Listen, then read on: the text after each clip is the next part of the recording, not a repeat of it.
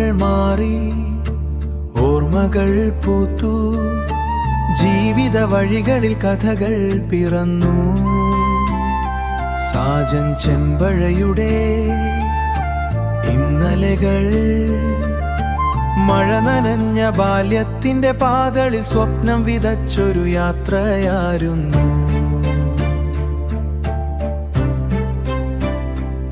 നമസ്കാരം. ഇന്നലകളുടെ പുതിയൊരു അധ്യായത്തിലേക്ക് ഏവർക്കും സ്വാഗതം. അങ്ങനെ 3ാം ക്ലാസ്സിൻ്റെ ഓർമ്മകളിലൂടെയാണ് ഇപ്പോൾ കഥ കടന്നു പോകുന്നത്. എടുത്തു പറയേണ്ട 1-2 കാര്യങ്ങൾ കൂടിയുണ്ട്. ഇതിൽ നമുക്ക് ആ സ്കൂളിൽ മധു സാർ എന്ന് പറഞ്ഞ ഒരു അധ്യാപകനുണ്ടായിരുന്നു. സാറ് വന്നതിന് ശേഷമാണ് ശരിക്കും സ്കൂളിലെ ചില കാര്യങ്ങളിലൊക്കെ ചില മാറ്റങ്ങൾ സംഭവിച്ചത്. ശേഷം ഒരുപാട് പുതിയ ആശയങ്ങൾ മധു സാറിൻ്റെ ചിന്തയിൽ വന്നതനുസരിച്ച് അത് സ്കൂളിൽ നടപ്പാക്കുകയൊക്കെ ചെയ്യും. അതിലേറ്റവും പ്രധാനപ്പെട്ട ഒരു കാര്യമാണ് ഈ കലോത്സവം. ഈ സ്കൂൾ കലോത്സവത്തിൻ്റെ കാര്യങ്ങളും മറ്റുമൊക്കെ സാറിന് നേതൃത്വം നൽകി ചെയ്തിട്ടുള്ളത്.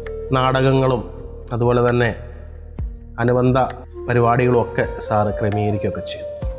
എനിക്കിപ്പോഴും സാറ് ചെയ്തൊരു നാടകം ഓർമ്മയുണ്ട്. സമ്മാനം എന്നാണ് ആ നാടകത്തിൻ്റെ പേര്.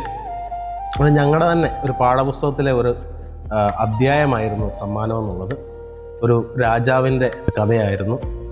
ഒരു നാട്ടിൽ ഭക്ഷ്യക്ഷാമം ഉണ്ടാകുമ്പോൾ രാജാവ് ആ നാട്ടിലെ ആളുകൾക്ക് ഭക്ഷണം കൊടുക്കുന്ന കൊട്ടാരത്തിൽ വന്ന എല്ലാവരും ഭക്ഷണത്തിന് ബഹളമുണ്ടാക്കി ഒക്കെ ഭക്ഷണം മേടിച്ചുകൊണ്ട് പോകുന്നതും അപ്പോൾ അതിലൊന്നും പെടാതെ ഒരു കുട്ടി മാറി നിൽക്കുന്നതും ലാസ്റ്റ് ആ കുട്ടിക്ക് ഈ ക്ഷമയുടെയും ഒക്കെ ഭാഗമായിട്ട് ഒരു സമ്മാനം കൊടുക്കുന്നതും അത് വീട്ടിൽ ചെന്ന് തുറന്നു നോക്കുമ്പോൾ അതിനകത്തൊരു മോതിരവും ആ കുട്ടി തിരിച്ച് രാജാവിന് കൊണ്ട് കൊടുത്ത് ഈ മോതിരം രാജാവിന് കൊടുക്കുമ്പോൾ രാജാവ് അതിൻ്റെ സത്യസന്ധതയ്ക്കുള്ള സമ്മാനമായിട്ട് ഈ മോതിരം കൊടുക്കുന്ന ആ ഒരു കഥയെ ആസ്പദമാക്കി ഒരു നാടകം ചെയ്തതായിട്ട് നല്ലൊരു ഓർമ്മയാണ്. പിന്നീട് മധു സാറിനോടൊപ്പം തന്നെ സജിത സാർ എന്ന് പറയുന്ന ഒരു ടീച്ചറുണ്ടായിരുന്നു. ടീച്ചർ ആ സ്കൂളിൽ വന്നതിന് ശേഷമാണ് ഈ ഒപ്പന എന്ന് പറയുന്ന ഈ കലാരൂപം ഒന്ന് നേരിൽ കാണാനായിട്ട് സാധിച്ചത്. നേരത്തെ കേട്ടിട്ടേ ഉള്ളൂ. ഈ ഒപ്പന എന്ന് പറയുന്ന കലാരൂപം നമ്മുടെ സ്കൂളിൽ കൊണ്ടുവന്ന് കാണിച്ചത് ഈ സജിത ടീച്ചറായിരുന്നു.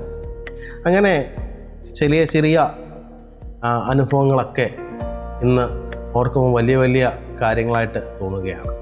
ഇന്നലകളുടെ ഈ അനുഭവ പാഠത്തിലൂടെ കടന്നു പോകുമ്പോൾ നമുക്ക് ജീവിതത്തിൽ കിട്ടിയിട്ടുള്ള ഏറ്റവും വലിയ സ്വത്തുക്കളിൽ ഒന്നാണ് നമുക്ക് നമ്മുടെ അധ്യാപകർ തന്നിട്ടുള്ള സ്നേഹം, കരുതൽ, വാത്സല്യം. ഇതൊക്കെ അത് നമ്മുടെ മനസ്സിൽ നിൽക്കുന്നതുകൊണ്ട് മാത്രമാണ് ഇങ്ങനെ ഈ കഥകളൊക്കെ ഓർത്തെടുത്ത് പറയുവാനായിട്ട് സാധിക്കുന്നത്. വീണ്ടും നാളെ നല്ലൊരു കഥയുമായി കാണാമെന്ന പ്രതീക്ഷയിൽ നിർത്തട്ടെ. ഏവർക്കും ശുഭരാത്രി നേരുന്നു. നന്ദി, നമസ്കാരം.